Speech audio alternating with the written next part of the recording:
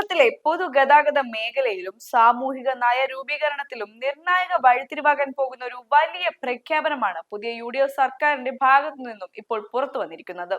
KSRTC ബസ്സുകളിൽ സ്ത്രീകൾക്ക് സൗജന്യ യാത്ര അനുവദിക്കുമെന്ന മുന്നണിയുടെ പ്രധാന തിരഞ്ഞെടുപ്പ് വാഗ്ദാനം വരും ദിവസങ്ങളിൽ യാഥാർത്ഥ്യമാവുകയാണ്.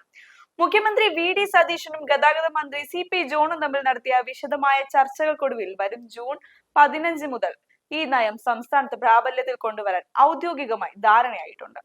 ഭരണമാറ്റത്തിന് തൊട്ടു പിന്നാലെ ജനപ്രിയവും അതേസമയം തന്നെ വലിയ സാമ്പത്തിക ചലനങ്ങൾ ഉണ്ടാക്കാൻ പോകുന്നതുമായ ഈ പോളിസിയിലേക്ക് സർക്കാർ കടക്കുമ്പോൾ ഇത് കേവലം ഒരു രാഷ്ട്രീയ പ്രഖ്യാപനത്തിനപ്പുറം വലിയൊരു ഭരണഘടനാപരമായ നയരൂപീകരണത്തിന്റെ തുടക്കമായി മാറിയിരിക്കുകയാണ്.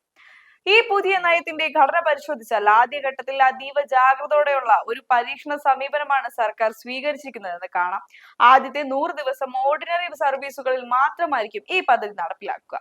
അതിനുശേഷം കൃത്യമായ വിലയിരുത്തലുകൾ നടത്തി മാത്രമായിരിക്കും city fast, fast passenger, super fast തുടങ്ങിയ ഉയർന്ന ശ്രേണിയിലേക്കുള്ള ബസ്സുകളിലേക്ക് പദ്ധതി വ്യാപിക്കുന്നതിനെ കുറിച്ച് സർക്കാർ തീരുമാനമെടുക്കുകയുള്ളൂ. നിലവിൽ പ്രതിദിനം 10 മുതൽ 12 ലക്ഷം വരെ വനിതകൾ KSRTCയെ ആശ്രയിക്കുന്നുണ്ടെന്നാണ് വകുപ്പിന്റെ കണക്ക്. ഈ സൗജന്യ യാത്രാ പദ്ധതി നടപ്പിലാക്കുന്നതോടെ കൂടുതൽ വനിതകൾ പൊതുഗതാഗത സംവിധാനത്തിലേക്ക് കടന്നുവരുമെന്ന് പ്രതീക്ഷിക്കപ്പെടുന്നു. APL, BPL വ്യത്യാസമില്ലാതെ എല്ലാ സ്ത്രീകൾക്കും കൂടാതെ ട്രാൻസ്ജെൻഡർ വിഭാഗത്തിൽപ്പെട്ടവർക്കും ഈ ആനുകൂല്യം ലഭ്യമാകുമെന്നത് പദ്ധതിയുടെ സാമൂഹികമായ ഉൾക്കൊള്ളലിനെയാണ് വ്യക്തമാക്കുന്നത്. എന്നാൽ ഈ ക്ഷേമ പദ്ധതിയുടെ സാമ്പത്തിക വശങ്ങളും അതിലുണ്ടാകുന്ന ഭരണപരമായ ആഘാതങ്ങളും അതീവ സങ്കീർണമാണ്. നിലവിൽ കടുത്ത സാമ്പത്തിക പ്രതിസന്ധിയിലൂടെ കടന്നുപോകുന്ന KSRTCക്ക് മുഴുവൻ ബസ്സുകളും ഈ പദ്ധതി നടപ്പിലാക്കിയാൽ 3 മാസത്തെ മാത്രം നഷ്ടം ഏകദേശം 112 കോടി രൂപയായിരിക്കുമെന്നാണ് കണക്കാക്കിയിട്ടുള്ളത്. പദ്ധതി ഓർഡിനറി ബസ്സുകളിൽ മാത്രമായി ചുരുക്കുമ്പോൾ 3 മാസത്തേക്ക് 57 കോടി രൂപയുടെ നഷ്ടമാണ് ഉണ്ടാവുക. ഓർഡിനറിയും സിറ്റി ഫാസ്റ്റും ഉൾപ്പെടുത്തിയാൽ അത് 65 കോടിയായി, സൂപ്പർ ഫാസ്റ്റോടുകൂടി ഉൾപ്പെടുത്തിയാൽ അത് 90 കോടിയായി വർദ്ധിക്കും. ശമ്പളത്തിനും പെൻഷനുമായുള്ള സാമ്പത്തിക സഹായത്തിനു പുറമെ ഈ വൻ തുക കൂടി സർക്കാർ KSRTCക്ക് റീഫണ്ടായി നൽകേണ്ടി വരും. ധനകാര്യ സെക്രട്ടറിയെ ഈ നഷ്ടം നികത്തുന്നതിനുള്ള മാർഗങ്ങൾ പഠിപ്പിക്കാൻ ചുമതല എടുത്തിട്ടുണ്ടെങ്കിലും KSRTCക്ക് സാമ്പത്തിക ആശങ്കകൾ വേണ്ടെന്നും ഗതാഗത മന്ത്രി വ്യക്തമാക്കുമ്പോഴും ഖജനാവിന് മേലുള്ള ഈ അധിക ബാധ്യത എങ്ങനെ മറികടക്കുമെന്നത് വലിയൊരു ചോദ്യചിഹ്നമാണ്. കേവലം രാഷ്ട്രീയമായ ജനപ്രീതിക്കപ്പുറം ഇത്തരം വൻകിട സബ്സിഡി പദ്ധതികൾ നടപ്പിലാക്കുമ്പോൾ കൃത്യമായ ഇൻസ്റ്റിറ്റ്യൂഷണൽ അക്കൗണ്ടബിലിറ്റി ഉറപ്പാക്കേണ്ടതുണ്ട്.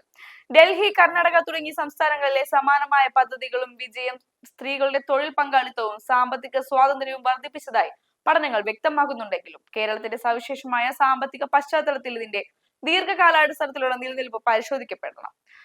പൊതുമേഖലാ സ്ഥാപനങ്ങൾ തകരാതെ അവിടുത്തെ ജീവനക്കാരുടെ ആനുകൂല്യങ്ങൾ മുടങ്ങാതെയും ക്ഷേമ പ്രവർത്തനങ്ങൾ മുന്നോട്ട് കൊണ്ടുപോകാൻ സർക്കാരിന് സാധിക്കുമോ എന്നതാണ് യഥാർത്ഥ ജനാധിപത്യപരമായ വെല്ലുവിളി.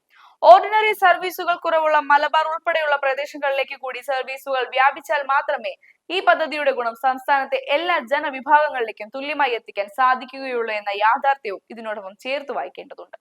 സംസ്ഥാനത്തിന്റെ വികസനത്തെയും പൊതുധന വിനിയോഗത്തെയും നേരിട്ട് ബാധിക്കുന്ന ഇത്തരം വലിയ നയപരമായ തീരുമാനങ്ങളെ കേവലം ഒരു കക്ഷി രാഷ്ട്രീയ കണ്ണിലൂടെ അല്ലാതെ വസ്തുനിഷ്ഠമായി വിലയിരുത്താൻ ഓരോ ഉത്തരവാദിത്വമുള്ള പൗരനും ബാധ്യസ്ഥനാണ്. ഒരു ക്ഷേമ രാഷ്ട്ര സങ്കല്പത്തിൽ സ്ത്രീ ശാക്തീകരണത്തിന് മുൻഗണന നൽകുമ്പോൾ തന്നെ അത് KSRTC പോലുള്ള ഒരു പൊതുമേഖലാ സ്ഥാപനത്തിന്റെ നിലനിൽപ്പിനെ എങ്ങനെ ബാധിക്കുമെന്ന കാര്യത്തിൽ കൃത്യമായ ജനാധിപത്യ സംവാദങ്ങൾ ഉയർന്നു വരേണ്ടതുണ്ട്. ഈ വിഷയത്തെക്കുറിച്ചുള്ള നിങ്ങളുടെ വിലപ്പെട്ട രാഷ്ട്രീയവും സാമ്പത്തികവുമായ നിരീക്ഷണങ്ങളും അഭിപ്രായങ്ങളും താഴെ കമന്റ് ബോക്സിൽ രേഖപ്പെടുത്തുക. അതോടൊപ്പം കൂടുതൽ ആഴത്തിലുള്ള രാഷ്ട്രീയ വിശകലനങ്ങൾക്കായി ഈ വീഡിയോ പരമാവധി ആളുകളിലേക്ക് പങ്കുവയ്ക്കുക.